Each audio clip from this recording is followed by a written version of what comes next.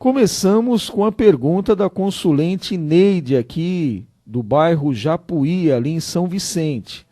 A Neide pergunta ao pastor com relação à contribuição de dízimos e ofertas que a esposa pode fazer sem o conhecimento do seu marido.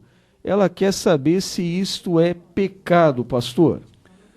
Eu quero elogiar a irmã pela sua atitude, embora saibamos pela Bíblia Sagrada, quando foi da criação do casal, primeiro foi feito o homem, criado o homem, Deus achou que não era bom que o homem estivesse só, fez-lhe uma adjutora.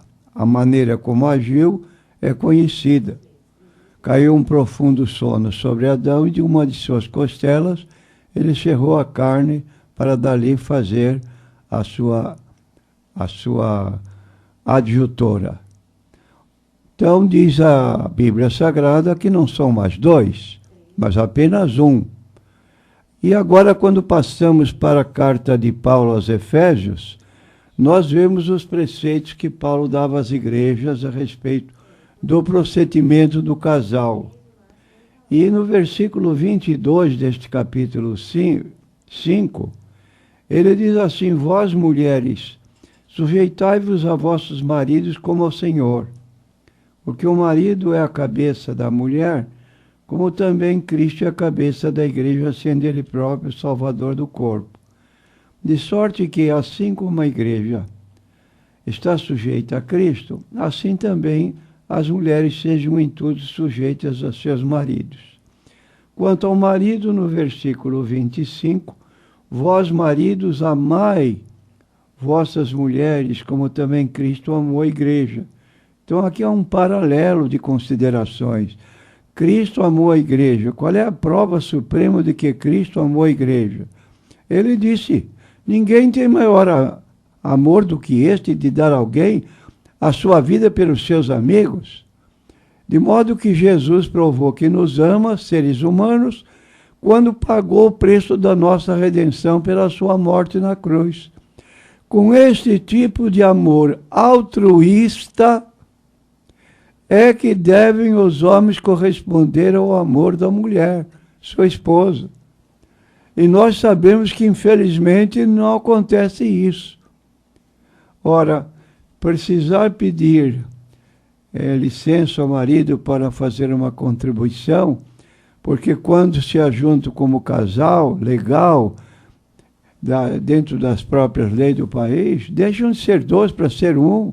O que é do marido é da mulher, o que é da mulher é do marido. Logo, ela teria liberdade de poder pegar esse dinheiro e fazer a sua contribuição. Mas, respeitosamente, ela está fazendo a pergunta. Então, o que eu digo para a irmã? Não aconselho que faça essa contribuição escondida. Se tiver a oportunidade de conversar com seu esposo amigavelmente e fazer-lhe sentir que, à luz da Bíblia, a irmã está comprometida como membro de igreja a fazer a sua contribuição, e ele aceitar, então faça a contribuição. Agora, não faça sem o conhecimento dele, porque aí vai começar a haver problemas dentro do lar. E o casamento, como diz a Bíblia, que Deus uniu, não separe o homem. Então, haja com sabedoria, ore a Deus, tenha coragem de conversar com seu esposo, não conhecemos a índole dele, mas o casamento lhe dá essa oportunidade. Se for tudo favorável, sem envolver separação de corpos, etc., faça a sua contribuição. Se não, veja que haja a posição que dê margem à continuidade de um lar sem problemas. Agora é a vez do nosso consulente Jamilton. Vou repetir aqui, ele agradece ao pastor pelos esclarecimentos, já que ele deu aqui em outras perguntas que ele já fez aqui nos programas passados. E aqui ele tem uma nova pergunta, é o texto de 1 Coríntios, capítulo 7, do verso 12 ao verso 16. Ele queria uma explicação do pastor. Eu vou estar lendo para o pastor e também para todos os nossos ouvintes. 1 Coríntios, capítulo 7, do verso 12 ao 16. Mas aos outros, digo eu, não o Senhor, se algum irmão tem mulher descrente e ela consente em habitar com ele, não a deixe. E se alguma mulher tem marido descrente e ele consente em habitar com ela, não o deixe, porque o marido descrente é santificado pela mulher, e a mulher descrente é santificada pelo marido. Doutra sorte, os vossos filhos seriam imundos, mas agora são santos. Mas se o descrente se apartar, aparte-se, porque neste caso o irmão ou irmã não está sujeito à servidão, mas Deus chamou-nos para a paz. Porque donde sabes, ó mulher, se salvarás teu marido? Ou donde sabes, ó marido, se salvarás tua mulher? Bom, nós admitimos que essa condição aqui do capítulo 7, versículo 12, mas aos outros digo eu, não o Senhor. Se algum irmão tem mulher descrente, ora, normalmente somos aconselhados, e o próprio apóstolo Paulo recomenda, que não haja casamento com separação de forma de crer. Que ambos tenham a mesma maneira de crer, para que não haja discórdia dentro do casamento.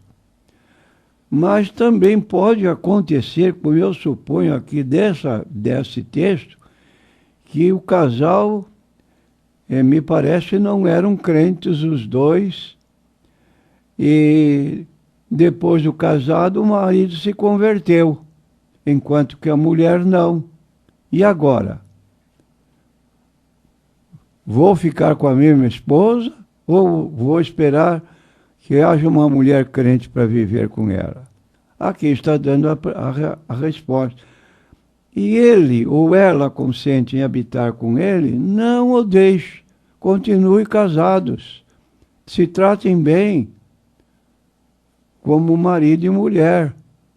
Agora, então, esta é a situação de casamento. Fiquem unidos e peça a Deus que o eventual cônjuge, que ainda não é cristão, que ele possa se converter pela forma de agir do marido ou da mulher. Um é crente e o outro não. Como é que está agindo aquele que é crente? Está dando margem para o descrente também se tornar crente? Ou está havendo algum problema de desentendimento? Então aqui é para acertar melhor a forma de casamento.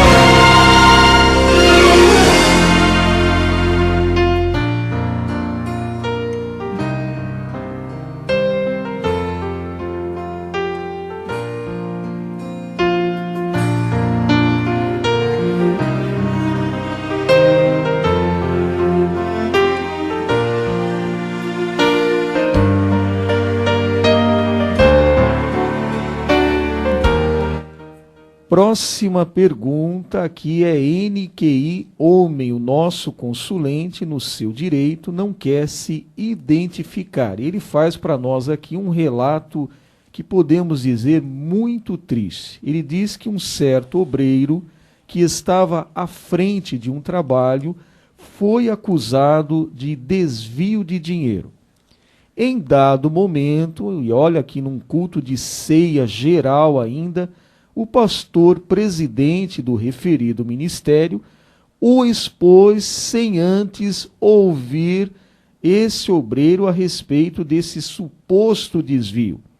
Ele o expôs diante de todo o ministério. Esse pastor presidente agiu certo? Esse obreiro agora está com dificuldade de manter a sua família na igreja, porque suas filhas, que são adolescentes, viram tudo e não aceitam essa humilhação pública, pastor. Como resolver essa situação? Bom, o pastor presidente ignorou uma parte da Bíblia que recomenda, quando houver uma acusação contra um obreiro, que ele reúna-se com os outros obreiros para, dentro do próprio ministério, reconhecer ou tomar conhecimentos melhores da situação. Não agir isoladamente como se ele fosse autoridade única. Está fora da Bíblia essa forma de agir.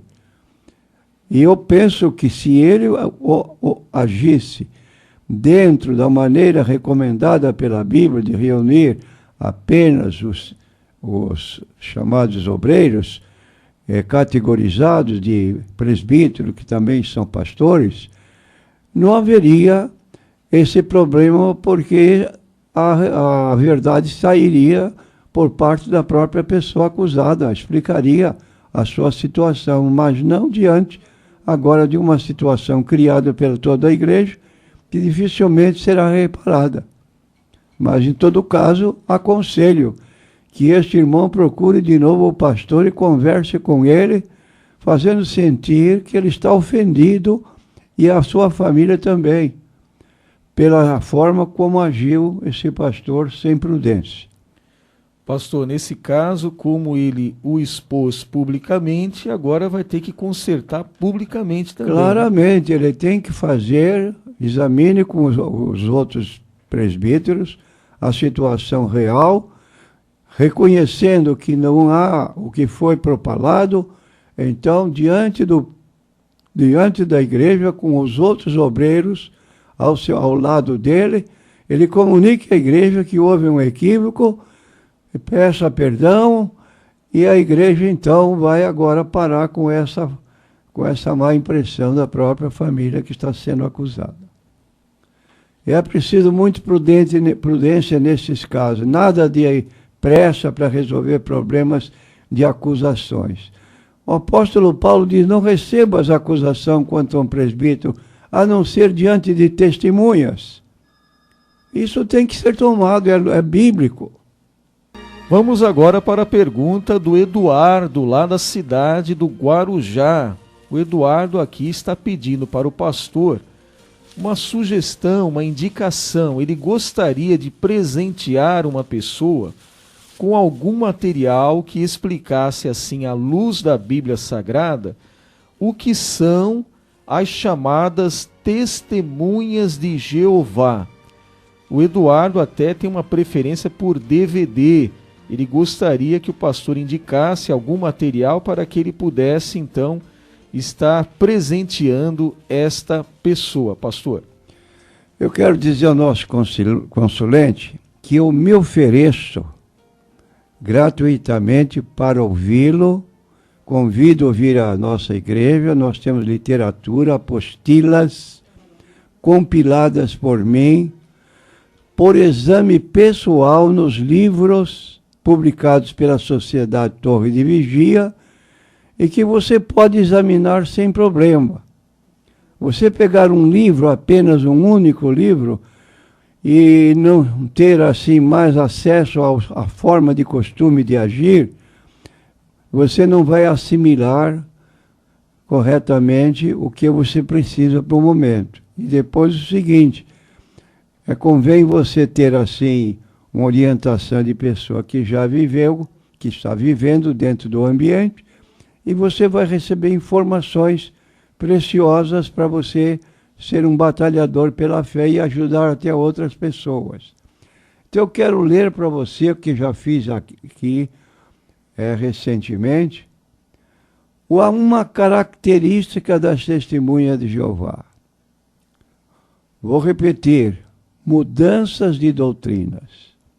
Eu citei para os nossos ouvintes que um cidadão que se tornou testemunha de Jeová, durante 30 anos, com o título do livro que ele escreveu, Escravo da Torre de Vigia, ele viu durante o período que ele se tornou um obreiro desse grupo religioso, eles mudaram de doutrina 148 vezes. Ora, se eu digo uma coisa agora para uma pessoa e amanhã eu mudo um conceito diferente, e depois de amanhã eu mudo de novo, bom, eu penso, que segurança tem essa pessoa que me acompanha como se eu fosse o mensageiro de Deus? Por exemplo, as testemunhas de Jeová dizem que na sua sede nos Estados Unidos, em Brooklyn, Nova York, recebem orientação teocrática. Sabe o que é isso? Dizer que Deus fala diretamente para o grupo de pessoas chamado os líderes, o escravo fiel e discreto, que é tido como aquele que dá alimento espiritual para o povo da testemunha de Jeová. Só que o alimento sai estragado, porque se você come uma coisa hoje e amanhã essa coisa que você comeu foi dita que não é assim, você comeu alimento estragado. E é isso que caracteriza as testemunhas de Jeová, que as pessoas que não examinam, elogiam, são crentes melhores do que nós, porque eles pregam evangelho. Testemunha de não aceita o capítulo 15 de 1 Coríntios, o que Paulo declarou: eu vos notifico, irmão, que recebi, pelo qual também sois salvos, se o retiverdes tal como vos tenho anunciado. Primeiro, que Cristo morreu por nossos pecados. Segundo, foi sepultado. Terceiro, ressuscitou corporalmente dentre os mortos. Pergunto para as testemunhas de Jeová: creem na ressurreição corporal de Jesus? Não, Jesus não ressuscitou corporalmente. Era um espírito glorificado. Fecha a porta da igreja ou do salão do reino, põe as suas Bíblias no fogo, porque não tem valor nenhum que o se segue. É o que o apóstolo Paulo diz. Se não cremos na ressurreição de Cristo, a nossa doutrina não vale nada. E ele disse: os que creem em Cristo estão perdidos, porque não creem na ressurreição corporal de Jesus. Agora, a Bíblia aponta com muitas provas a ressurreição corporal de Jesus. Então, tenha cuidado nesse particular. E você venha conversar conosco, é um convite que fazemos. Temos as apostilas, vamos explicá-las, você vai notar o que está escrito e você vai se defender com elas, porque preto no branco não dá para contestar. Vou ler só uma revista para você tomar conhecimento. Temos aqui a revista Despertai, 22 de março de 1985, na página 3. Há uma indagação da Sociedade Torre de Vigia aos leitores dessa revista. Mente aberta ou fechada? Qual delas possui? Então ele vai vender a literatura e faz essa pergunta de antemão. Você é uma pessoa de mente aberta ou você é uma pessoa de mente fechada? Qual delas você possui? É um atrevimento, mas vamos lá tolerar. Em seguida, respondendo à pergunta feita, surge um novo título com os seguintes dizeres: que significa ter mente aberta? Agora eles próprios vão explicar o que é mente aberta. E a resposta é dada. A pessoa de mente aberta está isento dos laços do preconceito, que certo dicionário define como conceito ou opinião formados antecipadamente, sem maior ponderação ou conhecimento dos fatos. Então, ele está querendo dizer que você não tenha de antemão conceitos contrários aos deles, mas que você examine o que eles dizem, que tenha assim uma mente aberta. Agora, você vai ouvir mais. Daí as testemunhas de Jeová recomendam que não basta crer no que é ensinado pela organização religiosa com a qual temos ligado. Por exemplo, você está numa igreja, seu pastor tem um corpo doutrinário que prega na igreja, mas aqui está dizendo, olha, não leva a sério o que o seu pastor prega para você. O que eles dizem tem que ser levado a sério. Agora, o que você crê, que você segue, não é para ser levado a sério. Quer dizer, duas medidas. É preciso saber se o que é ensinado por ela está baseado na Bíblia ou nas tradições de homens. Onde está escrito na literatura das testemunhas de Jeová, a verdade que conduz à vida eterna, página 13, parágrafo 5. Naturalmente que devemos aplicar a nós próprios aquele mesmo princípio que aplicamos aos outros, pois do contrário não passaremos de hipócritas, como disse Jesus em Mateus 7,5. Este povo honra-me com os lábios, mas o coração está afastado de mim. Ensino preceitos que são preceitos de homens. Agora escute só. Dizem as testemunhas. William Skinell, que foi 30 anos testemunha de Jeová e que por fim se retirou da sociedade, torre de vigia, por discordar de suas doutrinas peculiares, afirma no seu livro A Luz do Cristianismo, página 3, o seguinte: pela luz que ia recebendo progressivamente como testemunho de Jeová, gozando de uma boa posição, eu pude observar que entre 1917 e 1928, a revista Torre de Vigia, ou a Sentinela, mudou de doutrina umas 148 vezes, e que mais tarde essas mesmas quimera se desenrolou continuamente. Está vendo? 148 vezes de 1907 a 17 a 1928 mudou de doutrina. Dizem mais as testemunhas: pode-se ser fiel a Deus e todavia ocultar os fatos? A Sentinela de 15 de julho de 1974, na página 419. É o nosso caso. Somos amigos das testemunhas de Jeová, embora nos considere como inimigos.